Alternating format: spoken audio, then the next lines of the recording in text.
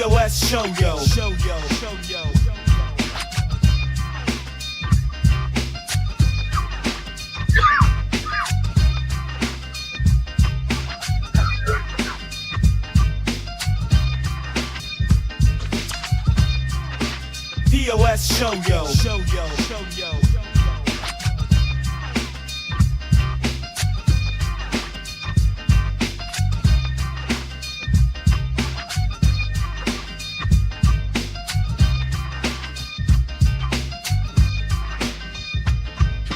Yo, it's P.O.S. with Pat and Bobby. News so wild it's never sloppy. Talk the truth, don't make it snobby. Who's the P.O.S? We getting choppy. P.O.S. show yo.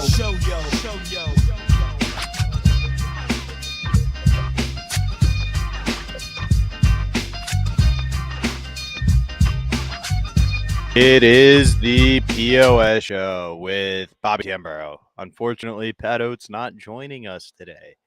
You might say, why not? I didn't really get a definitive answer, but I'm guessing it has something to do with running for president of the United States. They've realized that Kamala Harris isn't the way to go for the Democrats, so who's the best solution? Well, it's got to be Pat Oates. Who's the piece of shit in this story? Anyone who's not voting for Pat Oates. Pat Oates for president is all I'm saying. Anyway, you know the name of the show. You not know why we're here. I'm Bobby Tamburo. I am flying solo today, so I don't know if we'll make it the full hour. I don't know if we'll make it the full 40. We'll see what happens. We've got some fun stories to get into. I have 3 stories I kind of summed up. Maybe we'll play some chess at some point too, but more importantly, how are you guys doing? It's a Monday. Here, it just started pouring out of the blue. I was walking to grab an energy drink before the show, and the sky opened like God premature ejaculated all over me. And I'm pretty sure that's what they call the Holy Spirit. Anyway, let's get rolling with our first story. If you're here and you feel like saying hi, stop by in the chat below. If not, I get it. I'm kind of annoying. Why would you want to talk to me anyway? And speaking of annoying, let's go to the first annoying story, which would be, for my least favorite place, probably China. That's right. Chinese, you may be familiar with their finger trap. That's where you put both your fingers in and then they get stuck. They're doing something now called the Chinese marriage trap. Let's see if we can zoom in a little bit. Maybe we don't click on my name. China's new draft law aims to address the country's declining birth rate by tightening divorce regulations while making it easier for couples to marry. This dual approach reflects China's ongoing struggle with a shrinking population, which has raised alarms about the country's future economic and social stability. I don't know if you guys have followed this at all. One of my favorite accounts on Twitter is like fake things in China. And what they'll do is they'll go through and they'll like find what looks like an extra outlet, and they'll open it up and it's completely fake. It just makes it look like they're doing industry. China may be falling apart.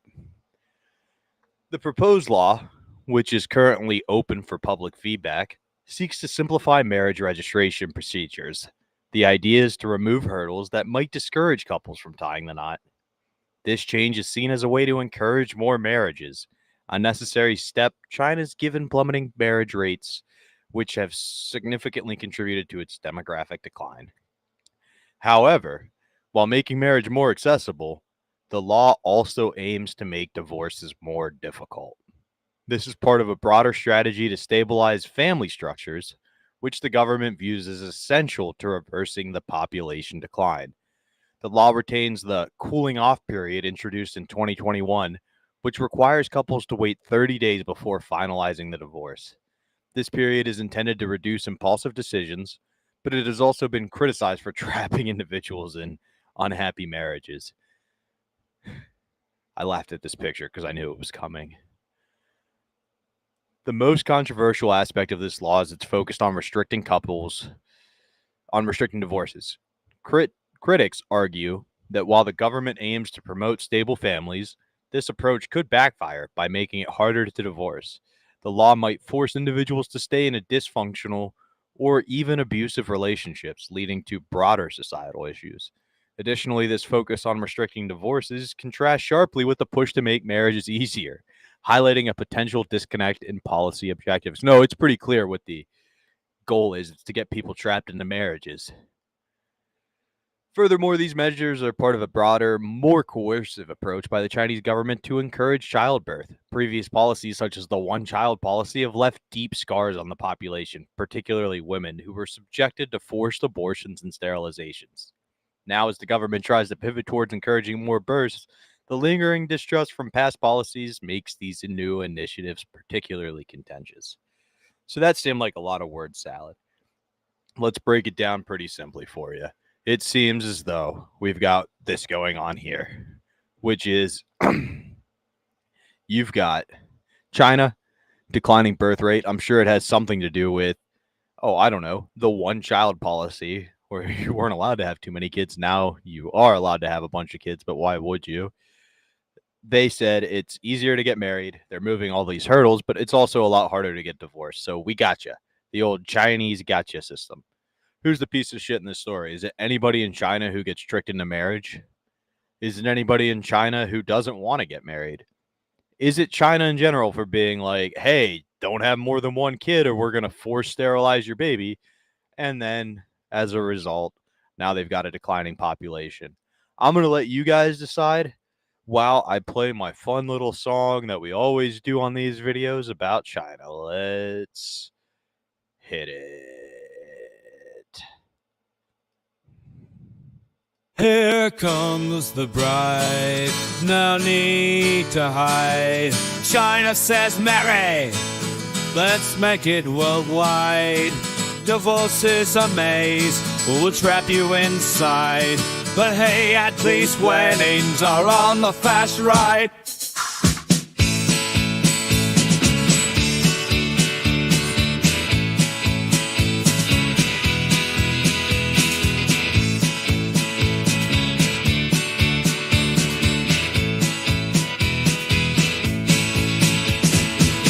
Sign here, sign there.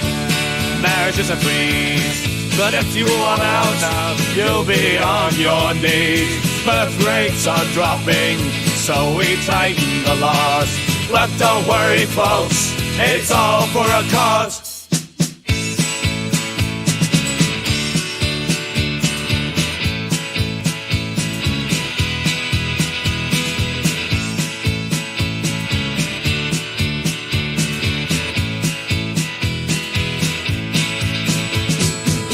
Sign here, sign there. Marriage is a breeze, but if you want out, you'll be on your knees. Birth rates are dropping, so we tighten the laws. But don't worry, folks, it's all for a cause.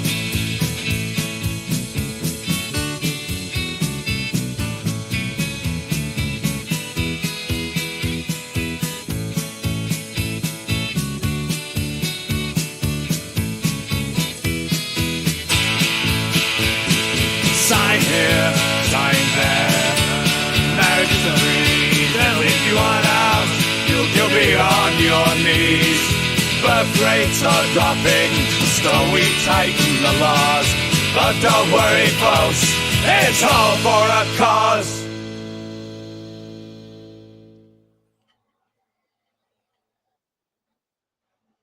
Yeah, we don't need to hear that again, do we? That wasn't one of our Here most comes stellar the songs by any bride. stretch of the imagination.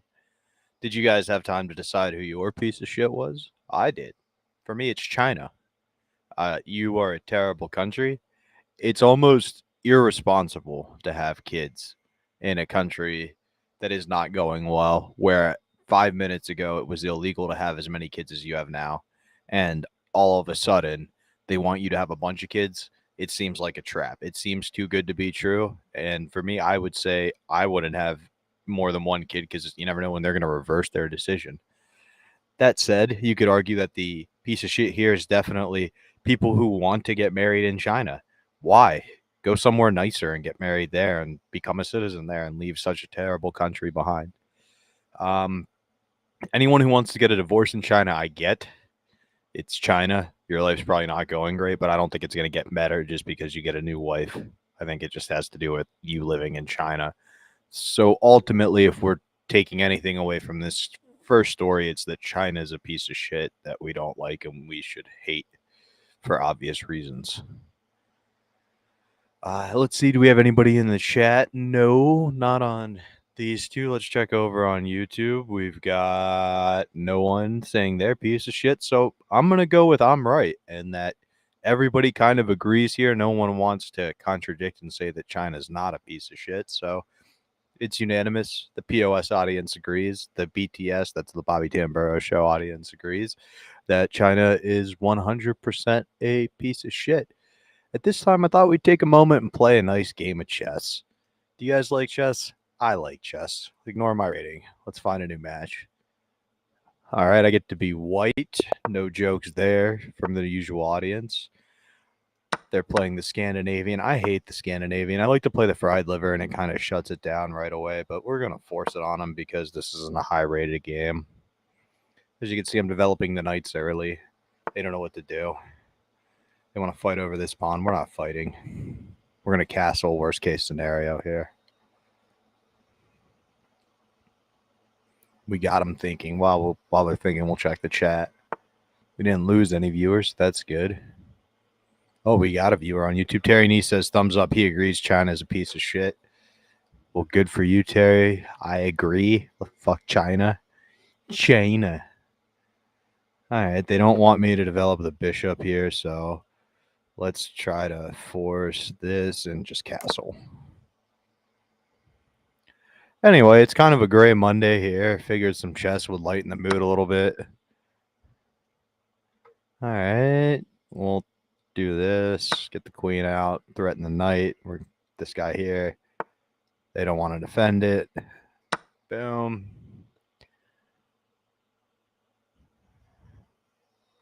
We may get a quick resign here. That would be good for the P.O.S. audience. Back to news stories, less about chess. But as you can see, they go knight here, knight there. Can't go queen here. Can't go pawn. So it does appear as though we've won a knight. I don't see any checks available to force us out of it. And I'm hoping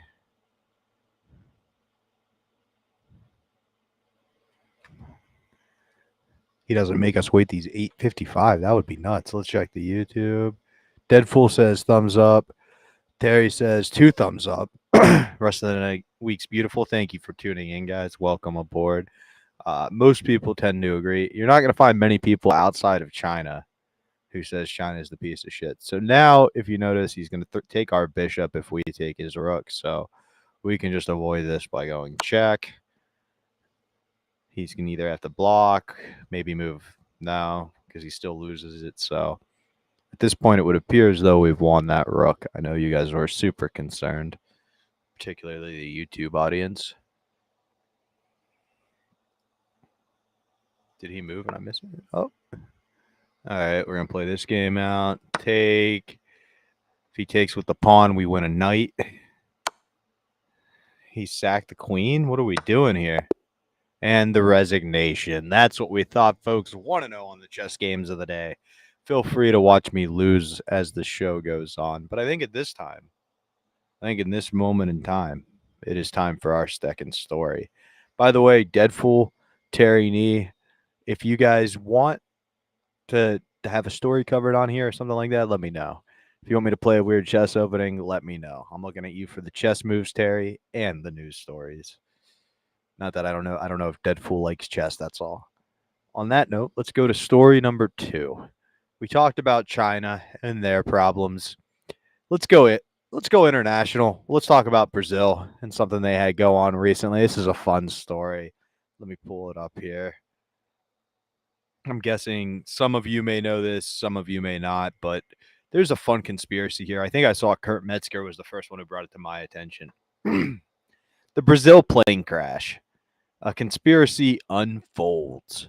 In the quiet hills of Enredo, Brazil, a tragedy struck when a small plane carrying 8 prominent cancer doctors crashed under mysterious circumstances. What initially seemed like an unfortunate accident soon sparked whispers of conspiracy, as some began to question whether this was an isolated incident or part of a larger, more sinister plan. The doctors, all renowned in their field, were en route to a medical conference, a gathering meant to discuss groundbreaking cancer treatments. However, some voices in the shadows suggest this crash was no accident, but a calculated move to silence these medical pioneers. The theory: someone or some entity, Bill Gates, may be systematically targeting those who could revolutionize cancer treatment, posing a threat powerful to pharmaceutical interests. So these theories are not without precedent. In recent years, there has been a spate of unexplained deaths among medical professionals working on cancer research. Some point to these incidents as part of the broader conspiracy, where the lives of those dedicated to curing cancer are cut short, potentially to protect the profits of a multi-billion-dollar industry. Critics argue that these are merely tragic coincidences, but for those who delve deeper, the pattern is too clear to ignore. Whether through deliberate sabotage or a more shadowy form of control, the question remains: who could benefit from these deaths?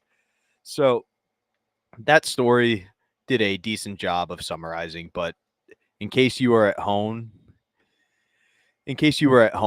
Deadpool has been known to play chess, so he'll give us some moves later. But in case you at home don't know what's going on here, so there was a plane crash. Now you can find the footage of it. The plane just kind of stops midair. It doesn't go down. It just seems to stop and then crash directly down, um, containing 8 doctors who were there to talk about potential cancer cures, not treatments, as the article said. And that's a big deal because a lot of people say pharmaceutical companies do not want a cure.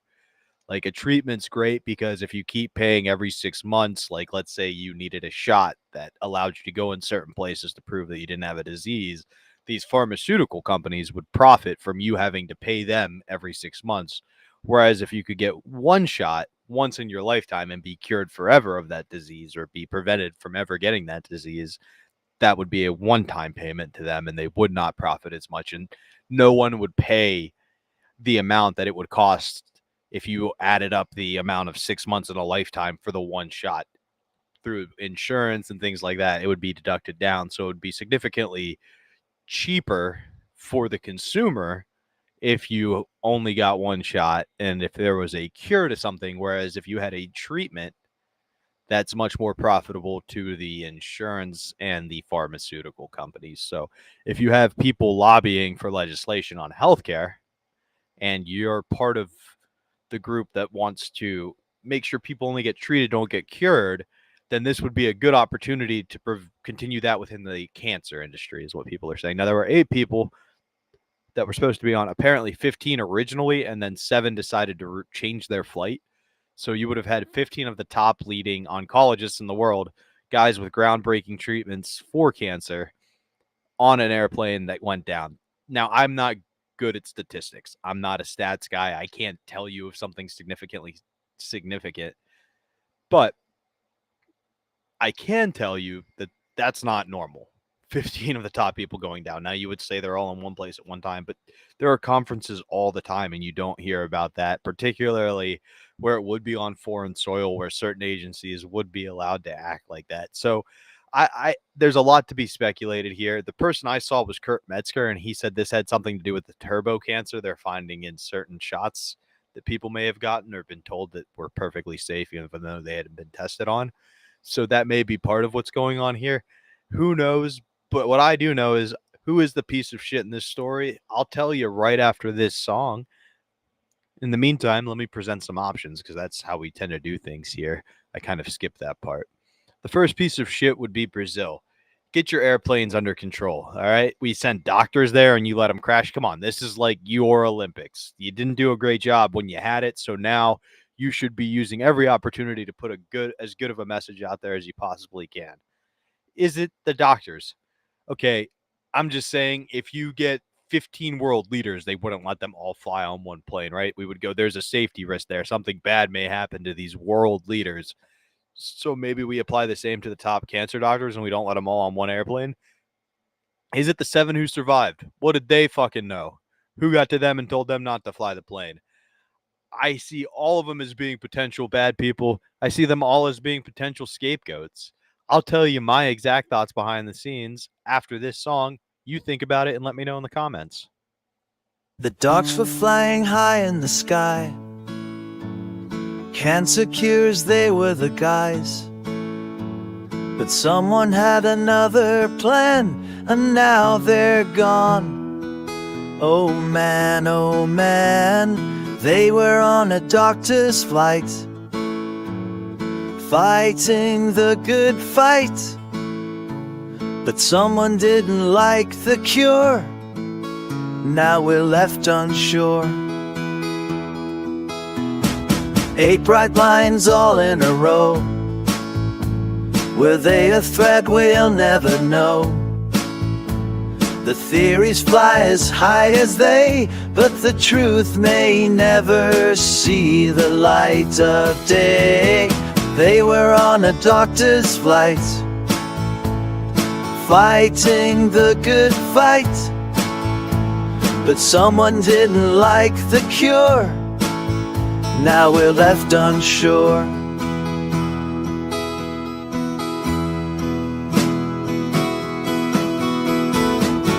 Was it just a twist of fate? Or did someone orchestrate?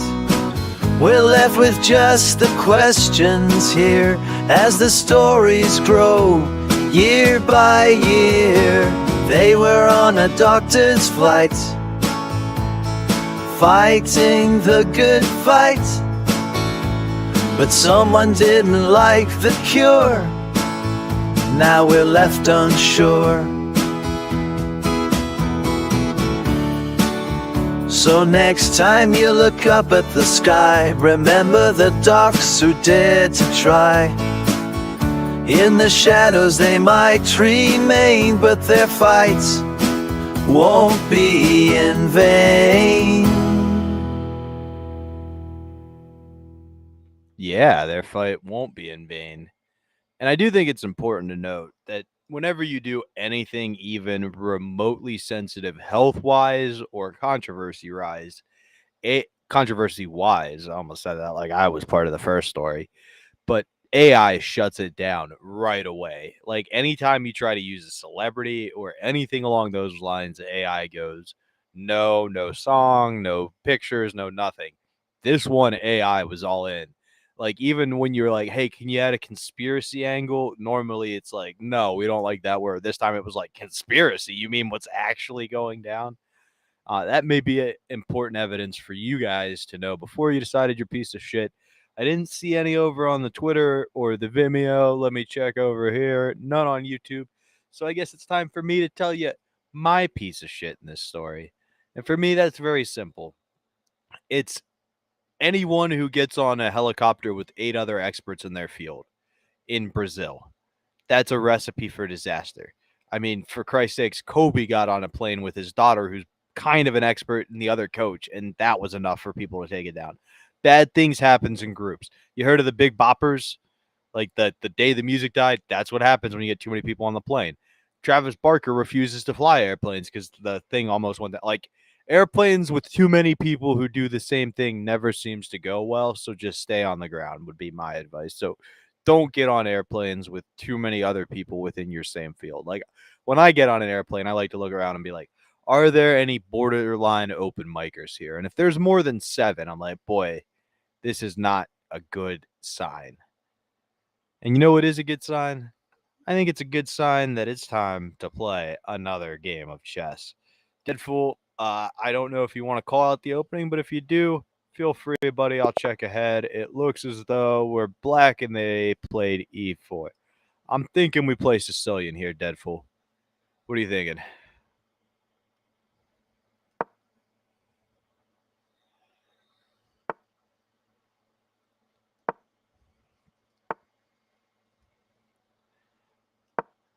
I wasn't really paying attention because apparently I aborted a game and now my account's restricted. Oh no. So I'm not really sure. This is called the boulder attack, apparently. I don't know if that's a good thing or a bad thing. I tend to play Sicilian as black. That's what was the meta when I quit playing chess at a high level. So I just tend to stick to it out of more reflexiveness than anything. But I do find that in today's day and age, not a lot of people play it. So it does give you a bit of a pattern recognition advantage. That said, when nobody plays it, you don't tend to end up in typical patterns. So here, I'm just going to try to develop my pieces, follow my opening principles. That pawn's already defended, so set up for a nice castle. I could have fianchettoed, mimicked a dragon there, but he wants to just fuck with me here. Let's see. What's the best option? We'll go you here.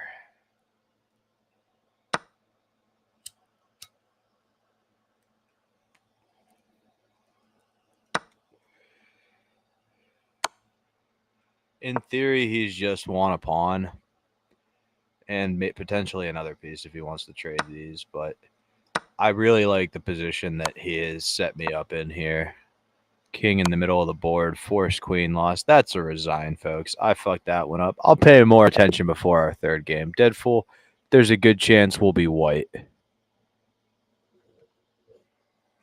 So if you want to call that one out, I'm sorry. I said that a little late. I am a cheater. No, I would have played much better if I was, unfortunately. Let's go to our last story, Clownface. Welcome aboard. Thank you for tuning in. I know we're flying through these stories here, but at the end of the day, Pat's off doing his thing, probably, like I said, running for the Democratic Party in some form or other. So until then, this is what we're dealing with. Let's do our last one. This one's a bit of a fun one. It's coming to us out of D.C. So I don't know if you guys have followed this, but the bribery accusations against D.C. Councilman Trayon White Sr. And that's a nice little depiction of D.C. and him inside the D.C. Council meeting and Buzz Lightyear for some reason and a Muppet. I don't know if you guys realize that. The political landscape of Washington, D.C. was shaken recently with the arrest of Councilman Trayon White Sr., a representative of Ward 8. White, who has served 2 terms on the D.C. Council, was apprehended by FBI agents outside a luxury apartment complex in Navy Yard, marking a significant moment in a career that's been marred by controversy. Unlike other D.C. politicians caught in the scandal, the bitch did not set up Mr. Trayon White. I don't know who wrote that, but that was a little sexy. White's arrest stems from allegations of accepting $156,000 in bribes in exchange for using his influence to extend lucrative contracts with the D.C. Department of Youth Rehabilitation Services. The bribes reportedly came in 4 installments, each amounting to $35,000, and were linked to contracts totaling over $5 million for violence intervention services.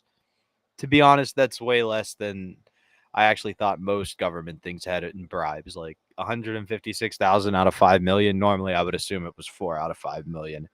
I think 95% of our taxes goes to political corruptness, but that may just be a weird estimation on my part. While the indictment paints a damning picture of corruption, it's important to remember that White has long been a polarizing figure. His past includes controversies such as sharing an anti-Semitic conspiracy theory and facing fines for campaign finance violations. Yet his supporters argue that these allegations are part of the broader effort to discredit him before the upcoming election.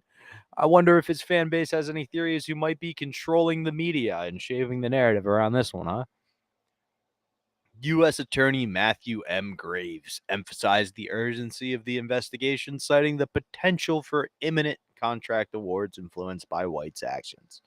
However, D.C. Council Chairman Phil Mendelson expressed surprise at the arrest and was unaware of the ongoing federal investigation. And I'd like to say, imagine that. Somebody in D.C. who has no idea what the fuck is going on. Charges against White raise broader questions, yada, yada, yada, yada, yada. Who is the piece of shit in this story? Is it Trayon? He got caught doing what every other politician does. Clownface nailed it. Bribery. Who would have fucking guessed? In D.C.? No way. Yeah, exactly. It's always been a thing. Like, they say politics is the second oldest let's try that again. They say politics is the second oldest profession, and it's not that different than the first, meaning they're all a bunch of lying whores. I would assume bribes are a part of it. So is it Trayon for accepting it and getting caught? Like maybe he didn't play by their rules. Is it Trayon for saying that the media is controlled by a certain group and then getting exposed? We saw what happens. That tends to be how it goes, whether they control it or not. If you say they do, you get shut down quickly. Is it the media for shutting him down? Hey, man, all of a sudden, if you're pro-Palestine, you're allowed to be as anti-Semitic as you want. But if you're pro, BLM and DC, it's like, is it them for being hypocrites? Who would have thought the media is a hypocrite? I know. I'll let you guys decide. I'll share my answer after one last final song. We'll play one final game of chess, and then we will all get out of here and make out. If I could figure out where the fuck I stored these songs. By the way, this was the best song I created today, in my opinion.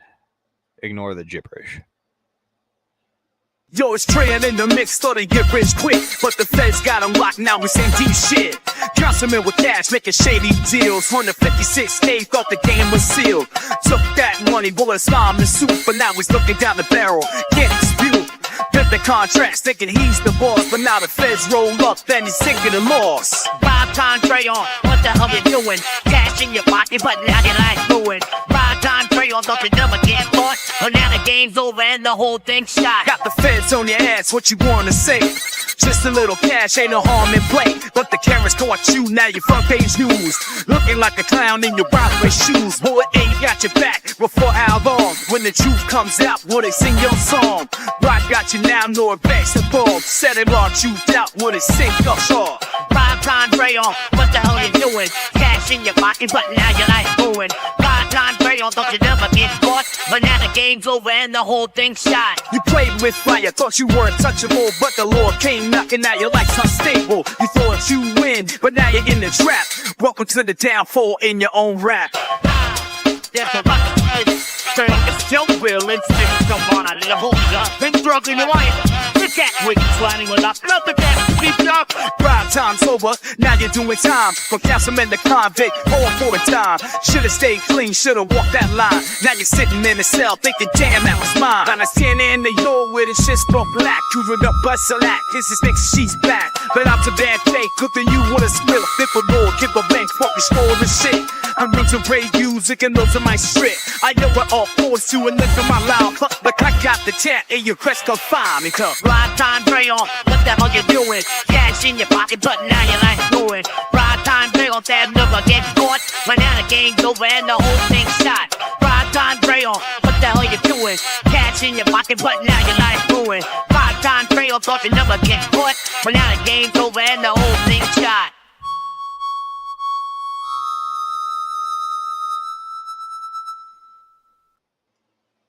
Now you might say, Bobby, why didn't you shut Yo, that it's off? Trayon in the mix. Why didn't you shut that off before Get that, rich Harry? quick. It really wants to hear this fucking song. Block now is Council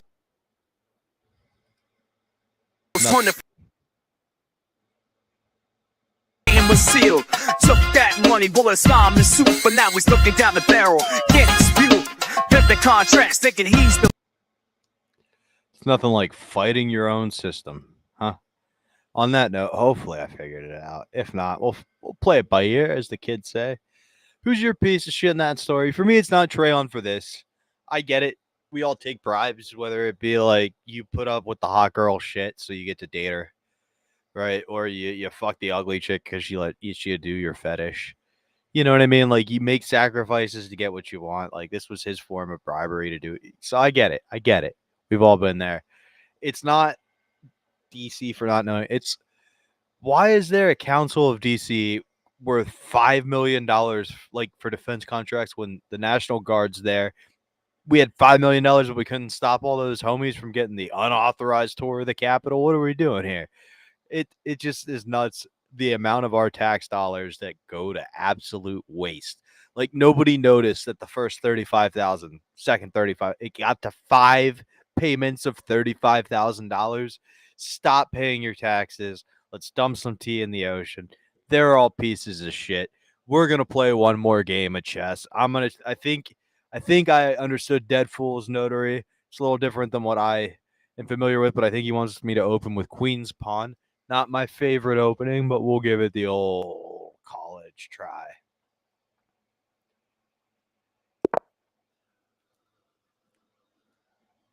It is Obama. Clown Face. I thought it was a fire song, so I'm glad you appreciated it. Hopefully that's what you wanted, Dead Fool. If not, let me know. We'll play one more.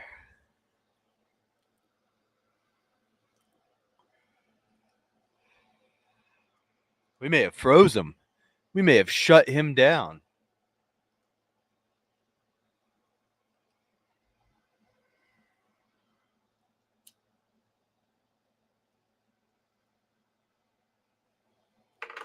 Yeah, I think we're boarding that one, huh? Oh, nope. There's our response. We're gonna play. I don't normally play this, but we'll play this gambit. We're doing the Zuckertort variation. And you didn't think I was fancy.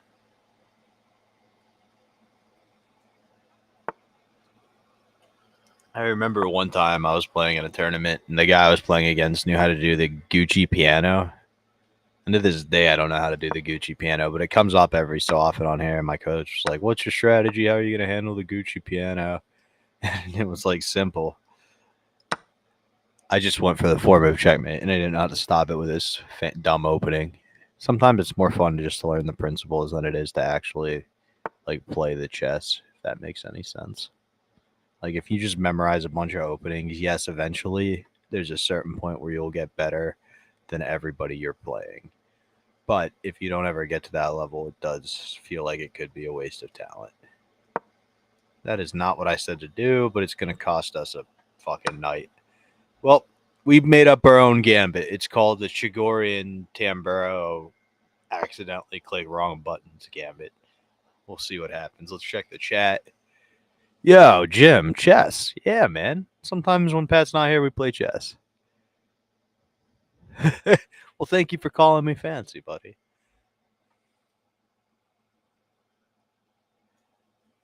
Yeah, he didn't like that Abercrombie and Fitch defense. One time I played a kid who was way better than me at chess in the Blitz tournament. I was the worst kid in the class, and they called it the Abercrombie defense because I broke all the rules and he just didn't have the patterns memorized. Shout out Griffin. I wonder if he ever did anything. Griffin was my coach at that point.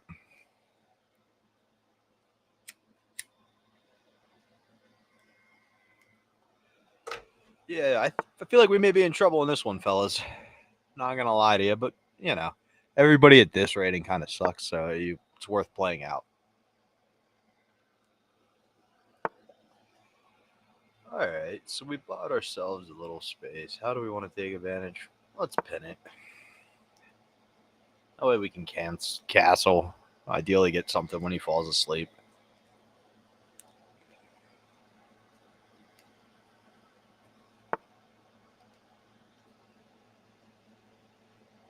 We should play chess night sometime soon.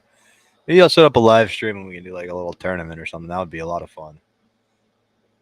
If we do that, though, I feel like we got to get Garrett involved.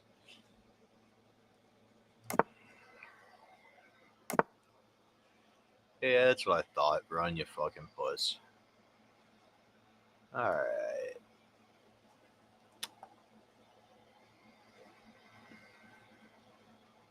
Man, really like a lot of my moves here. Fuck it. Let's force some trading. They say don't trade when you're down, but fuck it. Let's see what we can make happen here. Sound like we're setting something up over here. Get to develop our white bishop. We'll see what happens. Nope, we just sacked our queen. That was fucking dumb. Well, I think that's how we end chess for today. I'll try to set up that chess club. That seems like a lot of fun. I like that idea, guys. On that note, thank you all for tuning in. This has been today's episode of P.O.S. I know it wasn't the usual. It wasn't as long as usual, but you know what? You can't always get what you want. And if you try sometimes, you might just find I get to fucking leave. Have a good day. Thank you for tuning in. If you can't join them, beat them, and don't beat